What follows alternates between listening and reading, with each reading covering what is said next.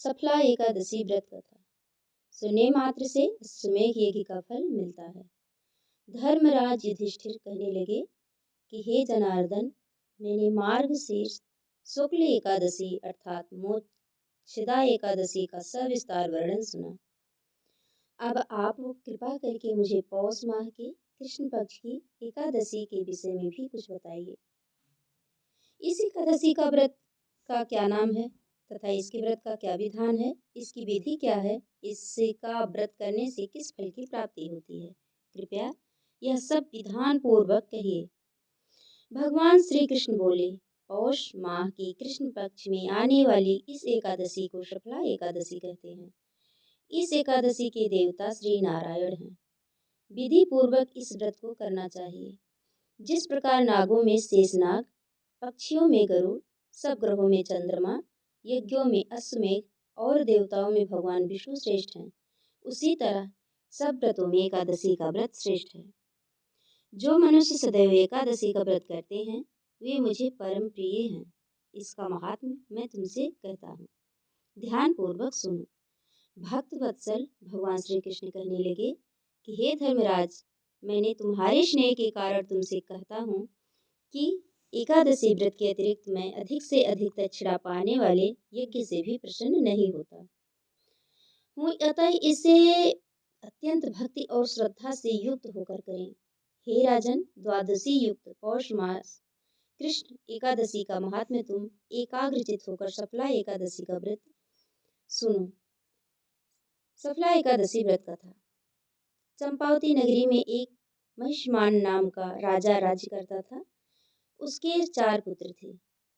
उन सब में लुम्पक नाम वाला बड़ा राजपुत्र महापापी था। वह पापी सदा परस्त्री और वैश्यागमन तथा दूसरे बुरे कर्मों में अपने पिता का धन नष्ट किया करता था। सदैव ही देवता, ब्राह्मण, वैश्यों की निंदा किया करता था। जब राजा को अपने बड़े पुत्र के ऐसे कुकर्मों का पता चला तो उन्होंने उसे अपने राज्य से निकाल दिया। तब वह विचारने लगा कि कहाँ जाऊं, क्या करूं। अंत में उसने चोरी करने का निश्चय किया। दिन में वह वन में रहता और रात्रि को अपने पिता की नगरी में चोरी करता तथा प्रजा को तंग करने और उन्हें मारने का कुकर्म करता। कुछ समय पश्चात सारी नगरी भयभीत हो गई। वह वन में रहकर पशु आदि को मार कर खाने लगा।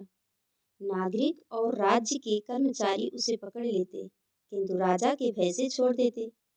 वन में एक अति प्राचीन विशाल पीपल का वृक्ष था। लोग उसकी भगवान के समान पूजा करते थे। उसी वृक्ष के नीचे वह महापापी लुम्पक रहा करता था। इस वन को लोग देवताओं की क्रीड़ा स्थली मानते थे। कुछ समय पश्चात पौष कृष्ण पक्ष की दशमी के दिन वह वस्त्रहीन होने के कारण शीत के चलते सारी रात्रि सो नहीं सका। उसके हाथ पैर अकड़ गए। सूर्योदय होते होते वह मूर्छित हो गया। दूसरे दिन एकादशी को मध्याह्न के समय सूर्य की गर्मी पाकर उसकी मूर्छा दूर हुई। गिरता पड़ता वह भोजन की तलाश में निकला। पशुओं को मारने में वह असमर्थ रहा, अतः पेड़ों के नीचे गिरे हुए फल उठाकर वापस उसी पीपल वृक्ष के नीचे आ गया। उस समय तक भगवान सूर्य अस्त हो चुके थे।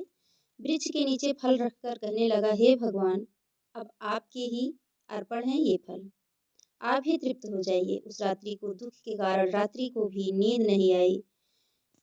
उसके इस उपवास और जागरण से भगवान अत्यंत प्रसन्न हो गए और उसके सारे पाप नष्ट हो गए। दूसरे दिन प्रातः एक अति सुंदर घोड़ा अनेक सुंदर वस्तुओं से सजा हुआ उसके सामने आकर खड़ा हो गया।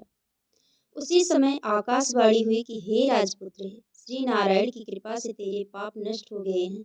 अब तू अपने पिता के पास जाकर राज्य प्राप्त कर।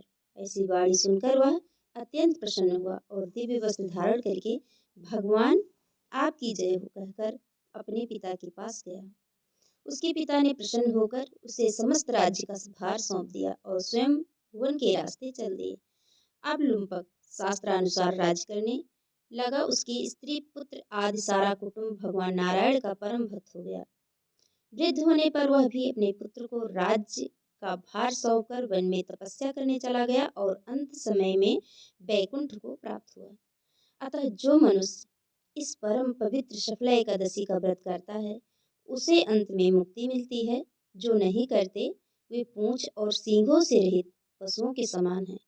इस सफला एकादशी की महात्म को पढ़ने से अथवा श्रवण करने से मनुष्य को अश्वमेघ यज्ञ का फल मिलता है। जय माता दी।